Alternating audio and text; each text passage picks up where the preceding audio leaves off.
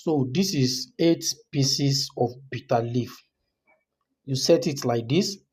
You add a pinch of salt to each leaf. You pound it one by one. Pound this one, pound this one, pound this one, pound this one. You join them together after you pound all of them.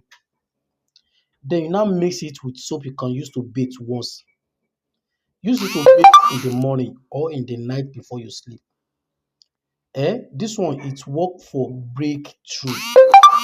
If you have any spiritual problem, financial, like health issue, like anything that has to do spiritually, use it to bathe in the night. You can do it in 7 places. You use it once in a month. I mean, once in a week, or once in a day. You surely share me a good testimony.